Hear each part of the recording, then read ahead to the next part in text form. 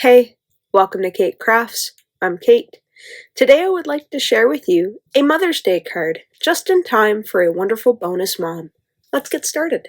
To kick things off, I've got some Strathmore Bristol Smooth, as well as some items from a recent Hollow Tree hobby purchase. I've got some Echo Park Springtime paper, as well as the Spark of Goodness red rubber cling stamp from Pinkfresh. I have the coordinating die for it, and I also have the stencil, but we won't be using the stencil in today's card. So from my Misty, I have removed the sponge and the little paper pad that comes with it because the red rubber cling stamp is a little thicker than the photopolymer stamps that I normally use.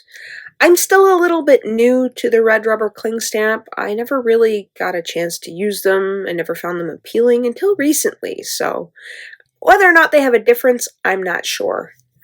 So what we have here is a little bit of Copic coloring. If you want to skip through this, I completely understand. Some people don't like coloring, but this is just basically me using two color blends to go back and forth between the image. Now with this image, it is the same on both sides, so that kind of helps. I also already colored this before because I was just so excited to get started on it, and I didn't record any of it, so I thought I would make a video recreating a card that I had already made. So all again I'm doing is back and forth with the yellow, and then I'm moving into the pink, the blue, and the green. Now I had picked out one of the plaid pattern, I should say, cardstock from the Echo Park 6x6 paper pad that I recently got, and I'm coordinating the colors to that. Sometimes I get a little ahead of myself and decide I'm going to color without considering the color scheme that I'm going to use for the card that I'm working on, and that's something that I really need to work on. It's just I get all over the place and I get so excited about creating something that I never coordinate my colors. However, truth be told, I have a hard time coordinating the colors in my closet, like my wardrobe. I'm looking at my closet right now, and I've probably got 6 or 7 t-shirts that aren't black in a closet full of t-shirts. I am a t-shirts and jeans kind of gal. I don't really wear dress pants or dress shirts all that often because I struggle with fashion. If it's not a black t-shirt or a dark pair of denim jeans, I'm at a loss and usually need help. So color coordination for me sometimes is a struggle. Sometimes I don't think about it and, throw caution to the wind, and sometimes it turns out great, and other times it's just a big old mess. So that's something that I'm working on this year, is color coordinating all of my stuff and actually giving a little thought ahead of time instead of jumping feet first and hoping for the best. So with that being said, all I'm doing here is adding in some of the blue and going back and forth. I mean, it was kind of hard to pick and choose which one I wanted to do with what color at first, but I found if I balanced out a little bit of the blue with the pink and the yellow, because the blue is a darker color, the pink is kind of the medium, and then the yellow is like my light tone kind of thing. That's how I tried to view this anyway. And with the green, I wish I had more different tones of green in my collection, because I have some of the YGs and I have some of the Gs, but sometimes it's like they're too close together and I don't have the grayish tinted greens, if you will. Like I have some of the 90 markers in the green, or the G, I think I've got G94 and G99, but those were too far apart, and they were too dark. But I found with the YG63 and the YG67, even though that they are far apart, in the smaller images, I found that they work well together.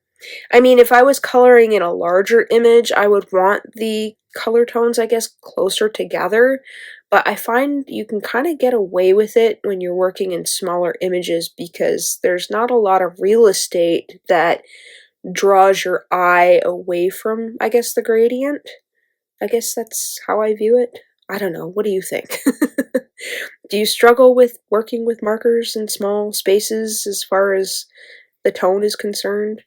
I just kind of threw caution to the wind with this one, like this combination. I didn't do the tip-to-tip method because, I don't know, I just figured maybe the darker color would be more like the lines or the veins in the leaves of the flowers. So maybe to add a little bit of dimension and maybe more of a 3D look, I guess.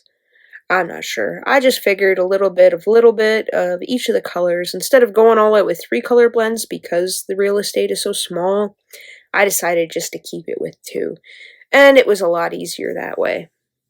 So with this card, I thought it would be kind of neat to look at my last Hollow Tree hobby haul and recreate a card with it, because sometimes I struggle for ideas with what to do.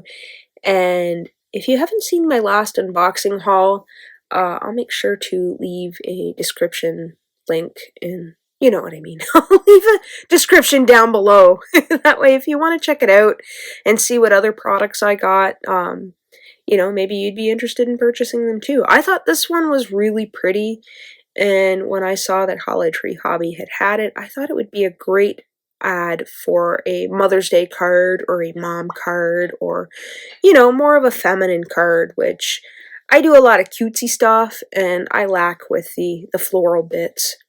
So once I've finished coloring that all up, I'm going to take some low-tack tape and I'm going to die cut that off camera.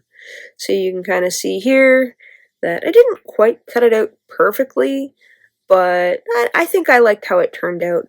Ooh, and one of the really neat things about Pinkfresh that I discovered was that they have a little magnet sheet in this one. I don't know if it's in all of them, but I was going to put magnets on it and saw that it already had one, and I thought that was kind of neat. So here I've just got an A2 cut card, and I'm going to cut this down a bit to 4 1/4 by 5 1/2 so it fits on the front of my card base. Now, I had cut my Strathmore Bristol Smooth to 6 by 4 1/2, I believe. That way I had enough room to stamp it out and make sure that I had enough of a border on either side so that I can trim it down.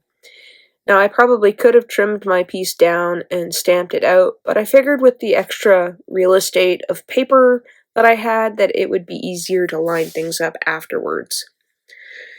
So once I've trimmed that down, I've gone ahead with some 1/8 of an inch score tape, and I've gone around the back side. Now you can see that I have the same stamp on the back. Well, I didn't like my first impression, so you got to see the second impression that I made. So I'm just going to add a little bit of glue just into the spots that didn't have the tape, that were too finicky to get to. And then I'm going to take a piece of acetate sheet that I had in my stash of extras, and I'm just going to tape that down to give it a little bit more stability. And of course, we are going to make a shaker card out of this because why not? So here I have some iCraft foam tape. I've got the black one. I'm going to leave a link to the white one in the description box below. I wish I had the white one for this because it probably would have been a little more cohesive with the white paper, but I bought the big black one, and yeah, I'm kind of stuck with it. So what I'm doing here is I'm taking some extra release tape paper that I'd had from a previous project. This way I can cut my foam strips down to smaller strips. I mean, I probably could have used smaller foam strips, but I don't have those in my collection. I kind of got to make do with what I have. So here I've cut them down so that way they fit in behind, and then I can add extra ones later. So once I've got that cut down, I'll go ahead and start building up my little shaker well here. And to spare you the fun, I've gone ahead and done it all off camera. Now, I've got some leftover Pink and Main shaker mix that I'd had left over from last year's, I think it was like a Court Craft or Crafty Court, or I can't remember the name of it. It was a club kit that I'd gotten, and I had some extra iridescent sequins from a Michaels collection that I picked up on clearance. And here I'm taking some low tack tape and I'm going to tape down my acetate and shaker bit because I'm going to start taking off the little release paper here, and I've been known to send stuff flying if I don't tape my projects down. So that's what I'm doing here. So once I've gone ahead and removed all of the release tape, I am going to add my panel of plaid cardstock from the Echo Park collection down to the back of it. And then I'll press it down nice and neat, and we are going to give it a little shake to make sure nothing is falling out. So once I've gone ahead and am satisfied with shaking that around, off camera I've gone ahead and colored this guy out. This was the centerpiece that I ended up stamping off camera and coloring because I felt the middle of the card needed a little extra something. Even though that paper, or the pattern paper, is gorgeous, I really like this paper pack that I got because it does remind me of my late grandmother, and I'm pretty sure she would have loved this card.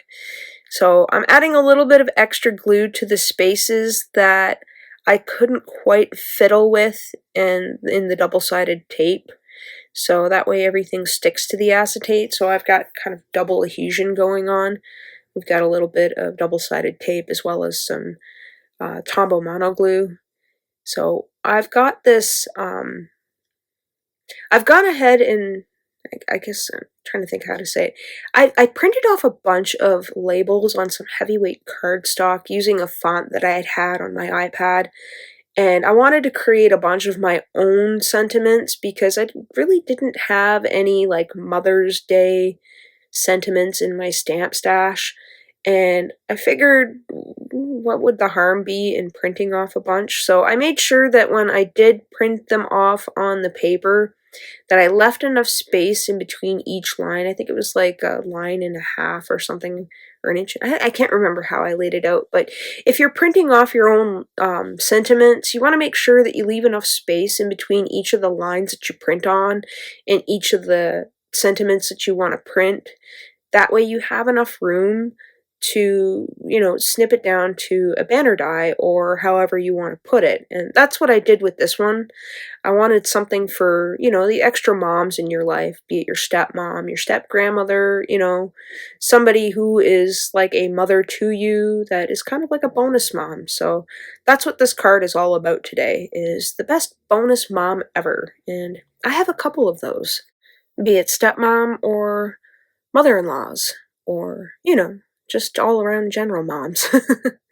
So once that's done, I'm going to add it to a card base, and my card is complete.